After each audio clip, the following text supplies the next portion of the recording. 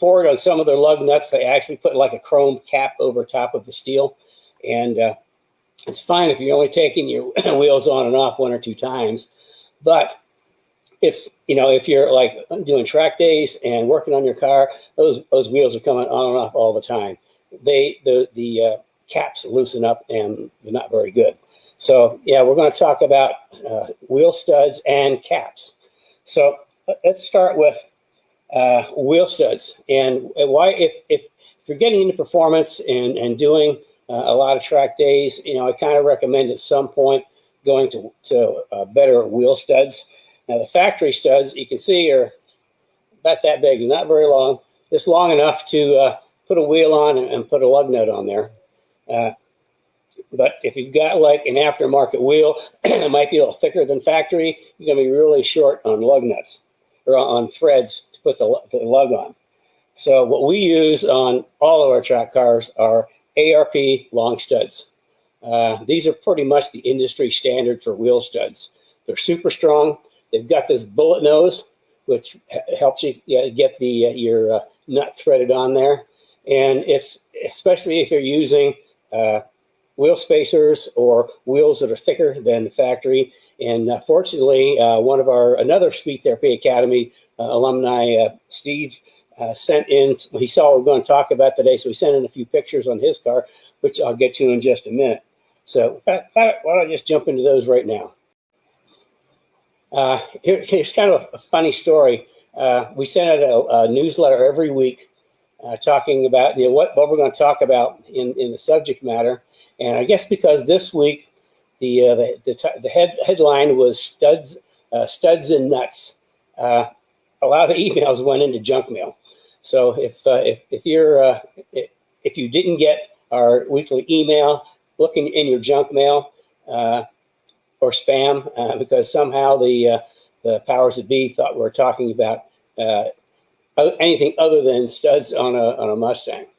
So this is on Steve's car, and you can see he's got open lug nuts, which are the only way to go, and extended studs. And here's a good shot of that. And because of one of the sets of wheels that he uses, he has to use a spacer to clear the big brakes. We got one of these days we have to talk him into getting our Pro 4R race brakes. Anyway, but he has to run a spacer for that. Well, because of that, you need longer wheel studs.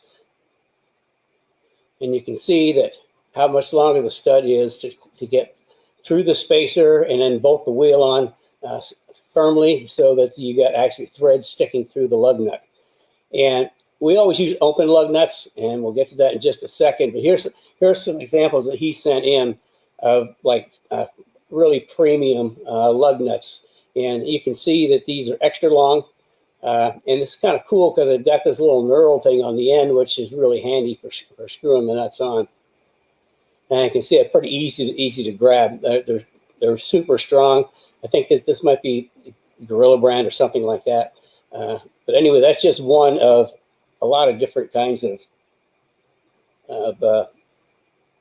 aftermarket lug nuts that we can get. Now, getting back to the long studs. Now, something else that I highly recommend you do is you're going to be taking your wheels on and off all the time. And what happens is you've got steel on steel. You've got a steel stud and a steel lug nut. They're always on each other, which is going to create friction at some point.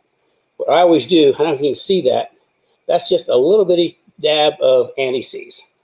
And here's like the lug nuts we use are open lug nuts, so you can see right through. And these are heavy duty. But because you're putting the lug nuts on and off all the time, you've got steel on steel, having that little bit of anti-seize. As you screw it on there, does a couple of things.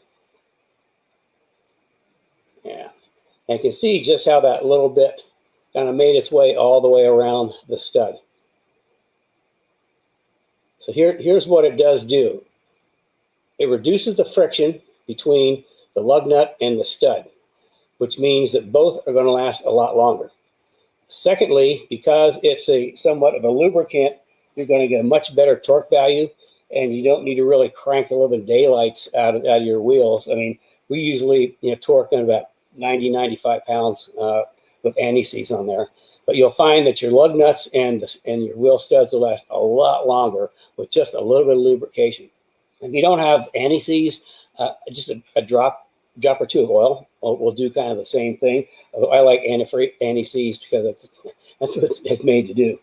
So that's kind of like where we're on studs. And and as far as Hurstifer, we've got a couple different kinds of lug nuts that we can get. The ones that you got from the factory are not open lug nuts. They're kind of sealed on the top. And also, we did a little bit of research, and Ford Racing actually has a kit, a wheel hub with ARP studs and lug nuts that you can buy the whole thing from Ford Performance Parts. That's got the hub. You can see a little picture there. It's got the hub, the studs, and the lug nuts. So Hurstifer just need to get a hold of Rich, and we'll come up with some. There are some good lug nuts for the 550. They're a little different. Most of the regular Ford lug nuts or studs are half by I can't remember what, but they're ½ inch, and I think the 550s are 14 mil by 1.5. I think anyway, they're a little different size, but we can get lug nuts for those.